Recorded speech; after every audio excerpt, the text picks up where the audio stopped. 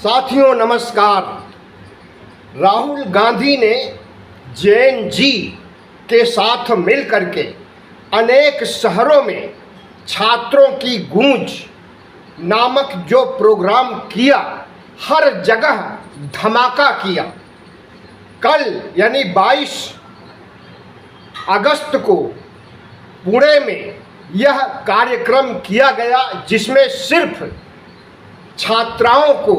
यानी महिलाओं को आमंत्रित किया गया था। जेएनजी की महिलाओं को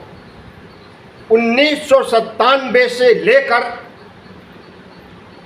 2012 तक पैदा हुई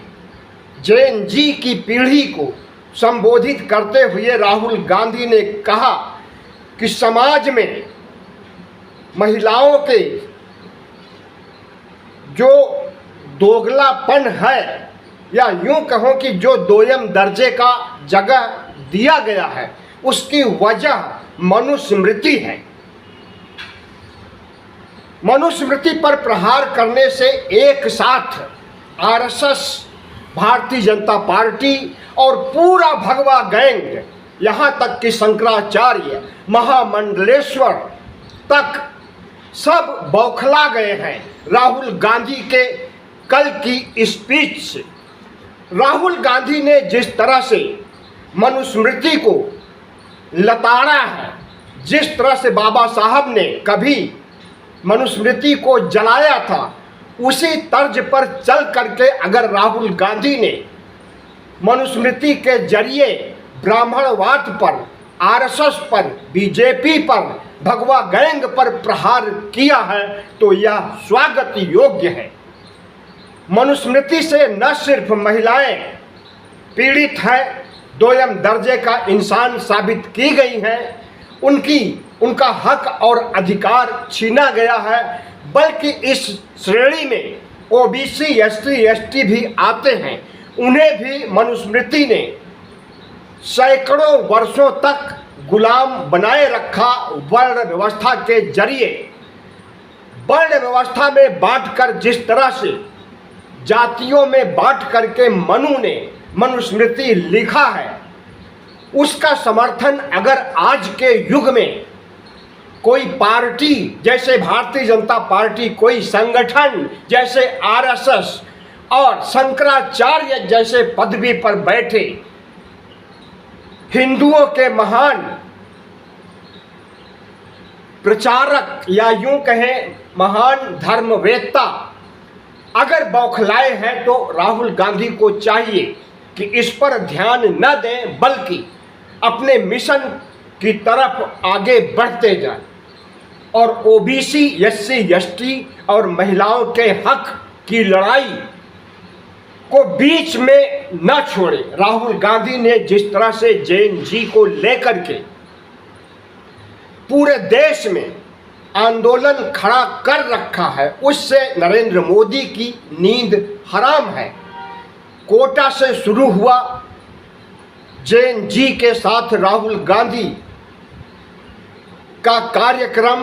कोटा के बाद देहरादून, देहरादून के बाद इलाहाबाद, इलाहाबाद के बाद पुणे, यानी पूरे भारत में घूम घूम करके अगर राहुल गांधी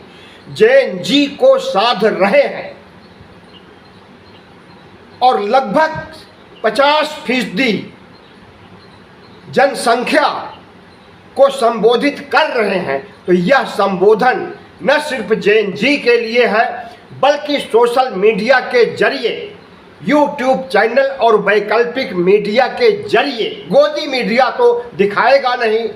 लेकिन वैकल्पिक मीडिया और सोशल मीडिया के जरिए पूरा देश ही नहीं, दुनिया के एनआरआई जो भारत के रहने वाले हैं, सब देख रहे हैं। राहुल गांधी के एक एक कार्यक्रम पर जो व्यूज मिल रहे हैं, उससे पता चलता है कि राहुल गांधी को पसंद करने वाले आज की तिथि में कितने हो गए हैं। हम समझते हैं कि अगर निष्पक्ष रूप से सर्वे किया जाए तो राहुल गांधी की लोकप्रियता प्रधानमंत्री नरेंद्र मोदी के तुलना में कहीं आगे पहुंच गई है। राहुल गांधी ने छात्रों को जगाने का काम जो शुरू किया है,